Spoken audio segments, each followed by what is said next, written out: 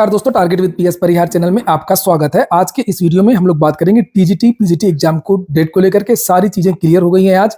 Assistant professor भर्ती परीक्षा को लेकर के और पीआरटी वैकेंसी को लेकर के क्या चल रहा है, बात कहां तक पहुंची है, सारा का सारा संशय आज आप लोगों का समाप्त हो जाएगा। क्योंकि बहुत सारे विद्यार्थी सुबह से मैसेज कर रहे थे, फोन कर रहे थे और बहुत सारी चीजें व्हाट्सएप पर, फेसबुक पर वायरल भी हो रही है। पूरी बात होगी, आप लोग वीडियो को ज्यादा से ज्यादा शेयर कर दें और वीडियो को लाइक कर दिया करें। आगे बढ़ने से पहले एक सूचना है उन विद्यार्थियों के लिए जो विद्यार्थी किसी भी प्रतियोगी परीक्षा की तैयारी कर रहे हैं। वे सभी अभ्यर्थी टेक्स्ट बुक इस बेस्ट ऑफर का लाभ ले सकते हैं, जिसका नाम है इन ऑफ 499।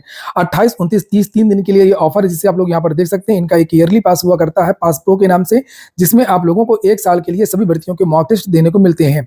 इसी पास प्रो में जो ईयरली पास इनका 439 रुपए जिसकी कीमत कर दी गई है, इस समय ऑफर प्राइस है ये। इसमें आप लोग UPSI, UPSC, UPSC, railway, bank, SSC, IBPS सभी भर्तियों के मॉक टेस्ट दे सकते हैं।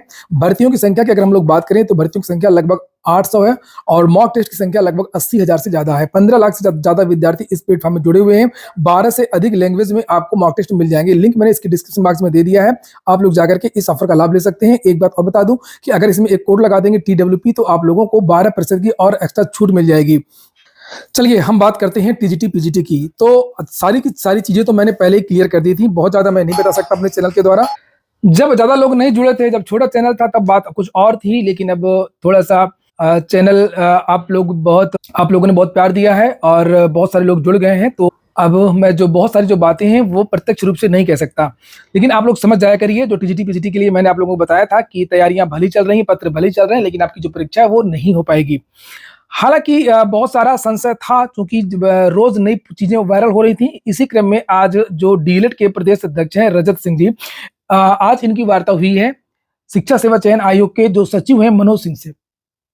ये इन्होंने पीआरटी वैकेंसी को लेकर के बात की है, असिस्टेंट प्रोफेसर भर्ती परीक्षा को लेकर के बात की है, टीजीटी पीजीटी एग्जाम को लेकर के भी बात की है। चूंकि इसके पहले एक बड़ा धरना प्रदर्शन हुआ था प्राथमिक शिक्षक भर्ती को लेकर के, आप लोगों ने देखा था। दिल्ली से बहुत दूर दूर से टीचर भी कुछ सपोर्ट में आए थे और विद्यार्थियों की संख्या भी काफी ज्यादा थी। तब ये कहा गया था कि 15 दिन के अंदर हम भेज देंगे अधियाचन के लिए और अधियाचन आएगा तो हम भर्ती निकालेंगे। उसके बाद से कोई जानकारी नहीं मिल रही थी कि आखिरकार अधियाचन कहाँ अटक गया।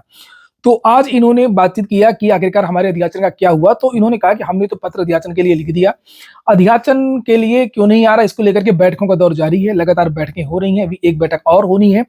और बेसिक जो शिक्षा विभाग है, आप लोग वहां पर थोड़ा सा दबाव बनाइए कि अधियाचन क्यों नहीं आ रहा। जाकर वहां मतलब दबाव क्या बनाइए, आप लोग जाकर के वहां बात करिए, थोड़ा सा वहां पता करिए, उनसे पूछिए कि अधियाचन क्यों नहीं आ रहा है। तो जो सारा का सारा जो मामला है वो बेसिक शिक्षा विभाग का है, सरकार का है, प्रशासन का है, विभाग का है। और शिक्षा सेवा चयन आयोग जो है वो तो एक चयन संस्था है, उसके पास अधियाचन आएगा तो वो विज्ञापन निकालेगी। वो निर्णय नहीं ले सकती है कि भर्ती करनी है कि नहीं करनी है और कितने पदों पर करनी है। ये सारी चीजें जो होती हैं वो ऊपर से होती हैं। बात तो सही है, अगर अधियाचन आए तब तो यहाँ पर दबाव छात्र बनाए। जब यहाँ पर अधियाचन ही नहीं है तो किस चीज के दबाव। हालांकि जो विद्यार्थी ने दबाव बनाया था, विद्यार्थियों ने तो अपना पूरा काम कर दिया था, वो धरना सफल भी था। अगर विद्यार्थी दबाव नहीं बनाते तो फिर वो अधियाचन के लिए पत्र नहीं लिखते। और पत्र को लिखा उन्होंने, हालांकि पत्र में प्राथमिक को भी लिखा, टीजीटी पीजीटी को भी लिखा गया था, असिस्टेंट प्रोफेसर भर्ती को भी लिखा गया था। तो ये बात हो गई प्राथमिक शिक्षक भर्ती की। तो अब विद्यार्थी योजना बनाएंगे कि जो है बेसिक विभाग में दबाव बनाया जाए, किसी तरीके से वहां पर जाकर पता किया जाए कि क्या चीजें हैं, क्यों नहीं अधियाचन अभी तक आया है। हम अब बात कर लेते हैं टीजीटी पीजीटी को लेकर के। तो टीजीटी पीजीटी को लेकर के भी रजत सिंह जी ने पूछा कि टीजीटी पीजीटी का क्या चल रहा है। बहुत सारी चर्चाएं चल रही हैं कि परीक्षा हो पाएगी, पत्र वायरल हो रहे हैं और विद्यार्थियों में संशय की स्थिति बनी हुई है कि ये परीक्षा होगी या नहीं होगी, असिस्टेंट प्रोफेसर भर्ती की भी। तो उन्होंने कहा कि अभी तक कोई भी, अभी मैं आपको क्लिप भी दिखाऊंगा, अभी तक कोई भी परीक्षा की तारीखें तय नहीं हो पाई हैं। कुंभ मेला को लेकर के मीटिंग चलना शुरू हो गई हैं। अभी एक हाल ही में कल कुंभ मेला को लेकर के मीटिंग हुई थी और कुंभ मेला में परीक्षा कराना बहुत मुश्किल है और अभी हमारी कोई योजना टीजीटी पीजीटी को लेकर के नहीं है। सुनिए आप पहले इस क्लिप को। बहुत सारे हमारे साथी कहते हैं कि आयोग कहाँ पर, ये शिक्षा सेवा चयन आयोग एलनगंज प्रयागराज में है। आप एक बार दिखा सकते हैं। हम इसी एलनगंज आयोग सचिव जी से मुलाकात करने के लिए यहाँ पर उपस्थित हैं। आज मुलाकात का क्रम ये रहा कि नई प्राथमिक शिक्षक भर्ती के संबंध में आयोग का क्या निर्णय है, इस पर क्या कार्य कर रहा है और हम सबकी मांग कहाँ तक पहुँची।